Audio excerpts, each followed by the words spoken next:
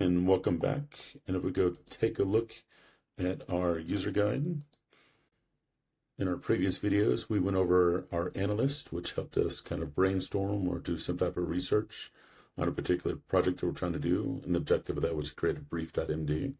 Then from that brief.md, we worked with our project manager to create a PRD for PRD.md.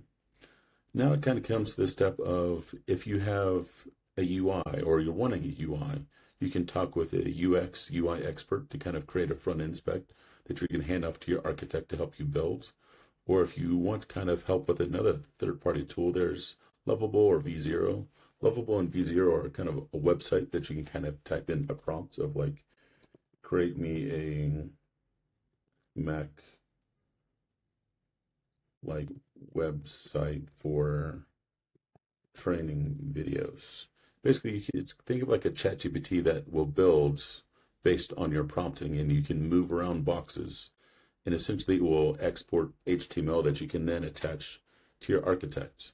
So you can have your UI UX expert help you create a lovable prompt that you put in here, or it can help actually just generate all the specs that your architect later on will come up with. To kind of access your UI UX expert, let's go ahead and type @UX expert, and then let's type star.help. We can see all the commands that we can get from this. And as you can see, after putting star.help, it's your UI UX expert. It gives you the option of creating a front end spec where it's going to ask us a bunch of questions. You kind of come up with a comprehensive spec document to hand off to our architect, or we can have it create a generate UI prompts. For this purposes, let's go ahead and for now we're going to try the UX prompt for Lovable just to kind of show you guys. So this is UX expert. Help me generate a UI prompt for Lovable.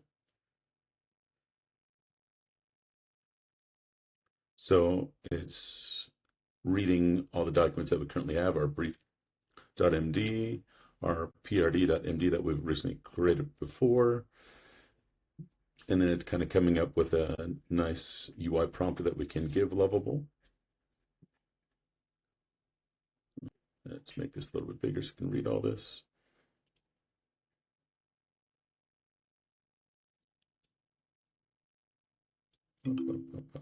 So it gave us quite a bit of information that we can paste in there. Obviously, you would want to edit this to your liking. You can edit this here locally in the center, but just for purposes of kind of showing you what it looks like, I'm going to go ahead and copy this, take it over to Lovable, go ahead and paste, and then go ahead and kick it off. Kind of change this over to this other interface. As you can see, it read through all the stuff that we put in there, and it's thinking and just kind of building based off the requirements that we gave it. And again, in the future, we'll display something here. It's kind of going over all the stuff that we gave it and just creating CSS, a bunch of other things. And as you can see, after a process for a while, it kind of came up with this nice kind of interface for me, just based on that prompt that it output. And then I can publish or download or even push it to GitHub. There's tons of things you can do with this from Lovable, but this isn't really a class about Lovable, so just showing this for now. So that was one option of creating a Lovable prompts. Let's actually go back and let's change this to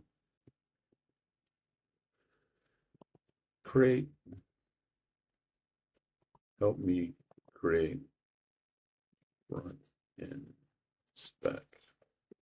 So you can see it's reading all the documentation. It read the front end spec template, and it's going to start asking a bunch of questions and giving suggestions. And we can sit here and go through all this process. But overall, it's going to give suggestions. And like the time before, it's going to go through a bunch of different questions that we can go through. We're just going to go through and go to the next section. It's going to kind of next or this, but there's a lot of questions and things that you can answer based on how you want the interface to look and stuff like that. So let's just go ahead and tell it to proceed to the next section. So it's loading all this. And I don't want to bore you guys with sitting through all these questions and answers. So I'm just going to go ahead and go to the next section. But once again, you can answer questions on all that stuff. Going to go over how the user flow works, all that stuff.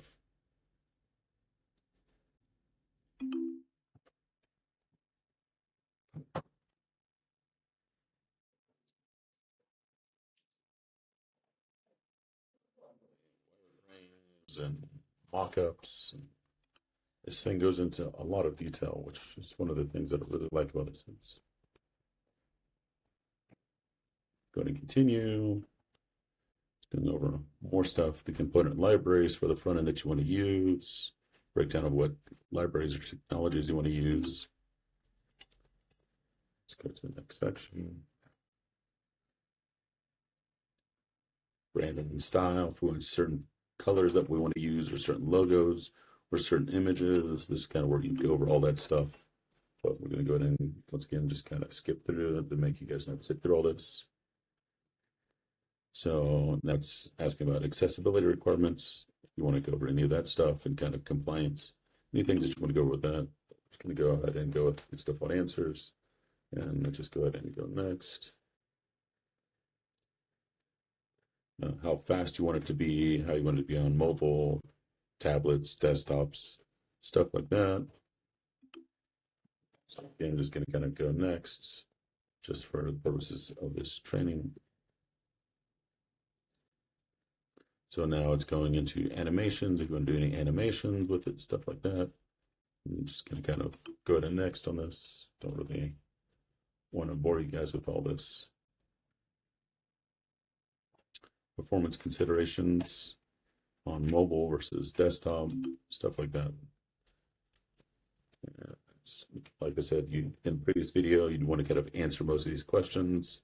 It's asking me a lot of questions. I'm just kind of skipping it for right now. But generally, you would do UX expert, then you'd answer the first question, and then the second question, etc. But for right now, we're just going to kind of move on. So, and this is just kind of a demonstration purpose. On to the final section, where it's kind of aggregating it all. And then you can ask questions about this document if you want. But once again, I'm just going to kind of move forward. So now it's created everything. And yep, it's supposed to be docs front end.